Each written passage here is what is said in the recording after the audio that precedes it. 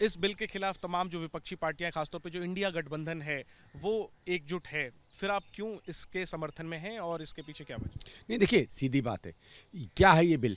देखिए एक संघीय व्यवस्था दिल्ली के लिए कायम की गई है जिसमें ये यूनियन टेरिटरी है, ठीक है। और यूनियन टेरिटरी क्यों है? अरे ये कोई ऐसा थोड़ी नाम थोड़ी कि मेरा नाम बिल्लू है तो बिल्लू चल जाए, संदीप है तो संदीप चल जाए। यूनियन टेरिटरी इसलिए है कि यूनियन टेरिटरी में संघ का या यूनियन सरकार के कुछ अधिकार होते हैं, ठीक है। और यूनियन टेरिटरी में वहाँ की स्थानीय जो सरकार होती है उसके क्या अधिकार होते हैं, वो किसी पूर्ण राज्य के सरकार से आप उसको कंपेयर नहीं कर सकते। जो करेगा वो गलत है, ठीक है। एक तो ये है कि पहले ये बात समझनी पड़ेगी INDIA के बहुत से लोगों को, मेरे ख्याल से, क्योंकि उनकी दिक्कत क्या, वो अपने अपने राज्यों को समझते हैं। उनकी दिल्ली में कोई प्रेजेंस है नहीं, दिल्ली वो समझते नहीं है। मेरा ये कि अगर आप चाहते हैं कि दिल्ली को वही अधिकार हो जो किसी पूर्ण राज्य को है, तो दिल्ली को पूर्ण राज्य बना दीजिए ना। कांग्रेस को भी मैं कहना चाहता हूं कि हम भी 10 साल थे, ठीक है, हमारे भी मैनिफेस्टो में पहले था कि पूर्ण राज्य बनेगा। लेकिन दिल्ली में जब मैडम ने भी 12-15 साल राज्य किया तो उनको भी, उन्होंने भी देखा कि नहीं, जिस तरीके से दिल्ली का स्वरूप है, राजधानी है, यहाँ प्रधानमंत्री, राष्ट्रपति, डिफेंस, इंटेलिजेंस रहती है, यहाँ दिल्ली को पूर्ण राज्य का दर्जा दिल्ली सरकार को नहीं दे सकते। तो एक सोची समझी समझ के अंदर, तो मैं यही कह रहा हूँ कि वो समझ को क्यों नहीं समझ रही है वो कांग्रेस और INDA जो मोदी सरकार ने किया। हाँ, एक बात पे मैं मोदी सरकार को दोष देता हूँ कि आपको अध्यादेश लाना था, आपको इस बात की चीज़ करनी थी तो पहले ऑपरेशन से कंसल्ट करते ना। एक प्रोसेस होता है भाई। हम भी तो दिल्ली में भागीदार हैं, भले कांग्रेस का 5% वोट हो, आम आदमी पार्टी भी भागीदार है, भले 40% वोट हो। आप उसको अगर एक डेमोक्रेटिक प्रोसेस से करते तो शायद ये दिक्कत नहीं होती और ये हंगामा नहीं होता। लेकिन फिर भी ये अध्यादेश जो है, ये जो बिल आ रहा है, जो अध्यादेश को कानून बनाने के चक्कर में है, मेरे हिसाब से जो संघीय ढांचा दिल्ली के लिए तय किया गया था उसके अनुकूल है। इसलिए इसमें कुछ अनकॉन्स्टिट्यूशनल नहीं है। जैसे मैंने कहा, आप चाहते हो कि ज़्यादा अधिकार मिले तो मैं तमाम INDIA के सारे कंपोनेंट से कहूँगा कि आप एक कॉन्स्टिट्यूशनल अमेंडमेंट बनाइए, दिल्ली सरकार को पूर्ण राज्य का दर्जा देने का उसमें प्रावधान कीजिए और वो प्राइवेट मेंबर्स बिल में प्रेजेंट करिए, या कहिए कि जब हमारी सरकार आएगी हम दे देंगे। फिर हमको ये भी समझाइए कि 10 साल जब UPA की सरकार थी या उसके पहले थी या नरसिम्हा राव की जब सरकार थी तो दिल्ली को आधा अधूरा राज्य का दर्जा क्यों दिया गया था। यही एक आखिरी चीज मैं पूछना चाहता हूँ। आप भी कह रहे हैं कि संघवाद वाली दलील दे रहे हैं और इधर से भी संघीय ढांचे की ही दलील दी जा रही है कि ये संघीय ढांचे के अनुकूल नहीं है सरकार का बिल और उसके पहले अध्यादेश। ये संघीय ढांचे में कौन से संघीय ढांचे का? जैसे मैं आपसे कहता हूं कि मैं अगर 17 साल 364 दिन का हूं, ठीक है, तो मुझे कुछ अधिकार नहीं है क्योंकि मैं नाबालिग हूं। अगर मैं 17 साल 356 दिन का हो जाता हूं तो 2 दिन बाद मुझे अधिकार मिल जाते हैं। अब आप कहो कि साहब 17 साल वाला करे कि मुझे वो सारे अधिकार नहीं है जो संविधान ने किसी 18 साल प्लस को दिए, तो तर्क है क्या इसमें?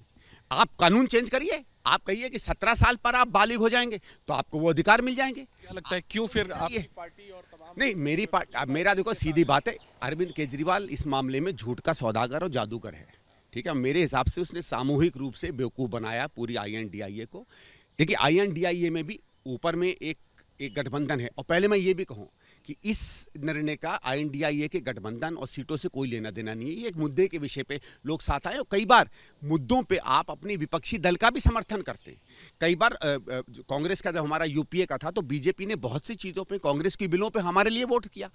जब मोदी की सरकार है, कई बिलों पे हम सरकार के पक्ष में वोट करते हैं, क्योंकि हर बिल, हर कानून गलत नहीं होता है, ठीक है। दूसरी चीज़ ये है कि मैं ये जो इन्होंने समझाया है, देखिए कई जैसे ममता हैं, जैसे शरद पवार जी हैं, जैसे तमिलनाडु की सरकार, एक तो उनको दिल्ली की कोई हवा नहीं, दिल्ली के बारे में जानते नहीं।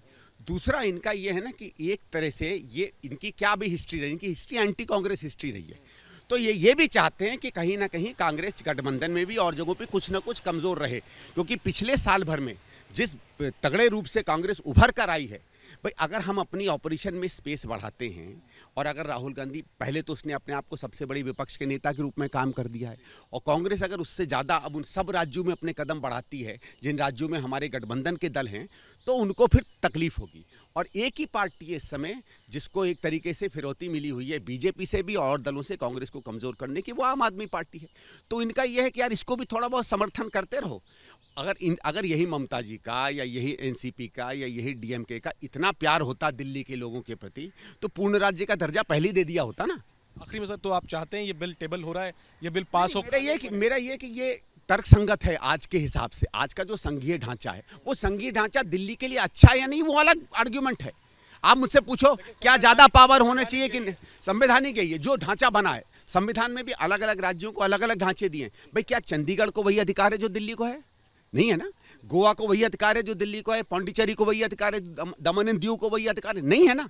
एक ज़माने में हमारे यहाँ करीबन 12 या 15 यूनियन टेरिटरीज थी, मिजोरम भी था, नॉर्थ ईस्ट के स्टेट्स थे और जगह भी थी। धीरे धीरे वो बदला। तो ऐसा तो कोई है नहीं कि हर चीज़ तटस्थ रहती है, लेकिन जब बदलती है तो कानून के हिसाब से संविधान को बदल कर बदलती है। आपकी मेरी सोच से या समझ से या आम आदमी पार्टी का नेता क्योंकि इसके बाद जेल चला जाएगा और उसके बाद अपने आप को बचाने के लिए उसके पास कुछ नहीं बचेगा।